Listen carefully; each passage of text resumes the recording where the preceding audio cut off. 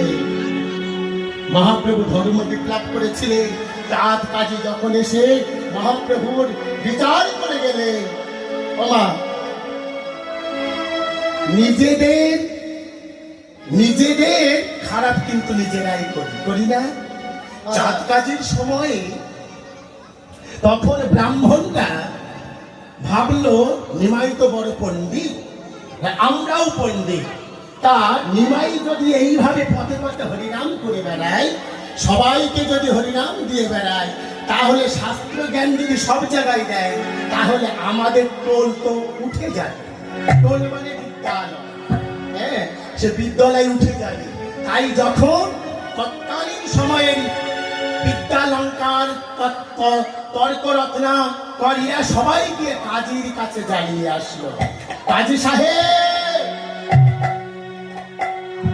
ওই যে মিয়াপুর যেটা এখন মায়াপুর বলা হয়, ওর এক নাম হচ্ছে, আগে ছিল মিয়াপুর, সংস্কার করে পরে সেটা মায়াপুর করা হয়েছে। তাই সেই মিয়াপুরের চাঁদ কাজীর কাছে যখন বলে আসলো, চাঁদ কাজী আসলেন, এসে বলছে, হাই রে নবদ্বীপের মানুষ, তোমরা চিনলে না নিমাইকে?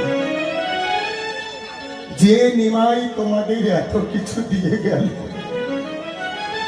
যে নিমাই তোমাদের এত কিছু দিয়ে যাচ্ছে, তবু তোমরা ঘরের ছেলেকে চিনলে না? হ্যাঁ, চাঁদ কাজী যথারীতি সমস্ত নবদ্বীপে প্রচার করে আসলো। শোনো শোনো নবদ্বীপবাসী, কেউ তোমরা হরিনাম করবে না। যদি হরিনাম করো তোমাদের প্রহার করা হবে।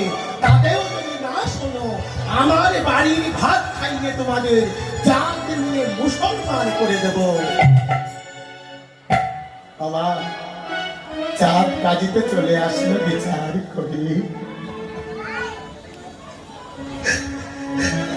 চাঁদ কাজী বিচার করে এসে রাজ দরবারে উঠে নয়ন জলে কাঁদছে, বলছে, নিমাই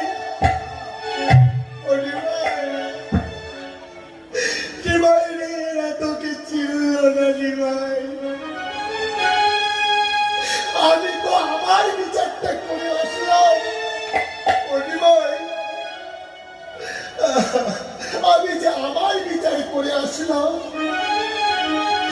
তুই এসে আমার বিচারটা করিস নিমাই, তুই এসে আমার বিচার করিস।